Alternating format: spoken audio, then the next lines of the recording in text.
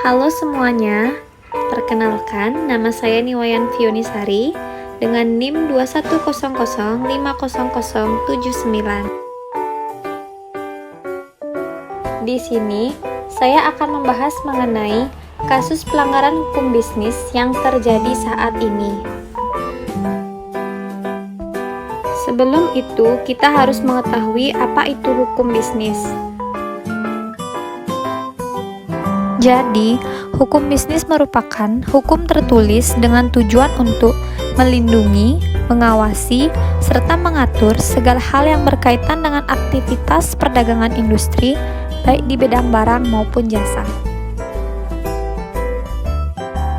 Nah, mengenai kasus pelanggaran hukum bisnis, salah satu contohnya yaitu kasus memutuskan perjanjian atau kontrak kerja sama. Berbicara mengenai hukum perjanjian itu sendiri, ada banyak jenis kontrak di dalamnya, di mana setiap perjanjian di dalamnya ada syarat sah perjanjian dan ada pula yang disebut dengan asas hukum perjanjian kontrak. Sebenarnya, ada banyak sekali contoh pelanggaran kontrak perjanjian, akan tetapi di sini saya akan mengambil contoh perusahaan Hyundai Motor Company.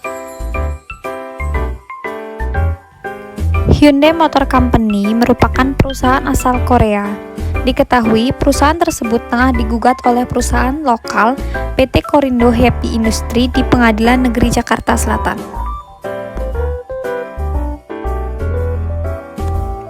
PT Korindo mendaftarkan gugatan ke Pengadilan Negeri Jakarta Selatan dikarenakan Hyundai melanggar dengan memutuskan kontrak bisnis yang telah disepakati secara sepihak dan dikenakan hukum khususnya pada KUH Perdata pasal 1338 dan 1365.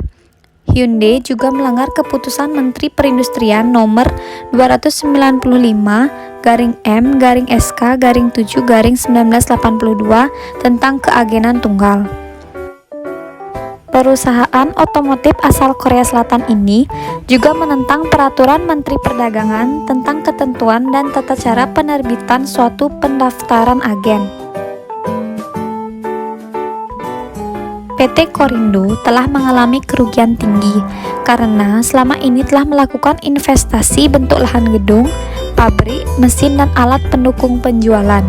Nilai kerugian material mencapai 1,26 triliun, sedangkan kerugian imaterial mencapai 200 miliar, hingga Hyundai diwajibkan membayar ganti rugi total 1,46 triliun.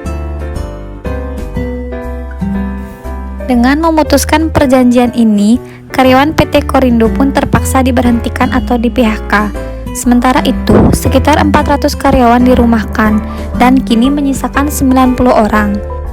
Mediasi telah coba dilakukan kepada pihak Hyundai, namun tidak ada itikat baik dari produsen otomotif asal Korea tersebut.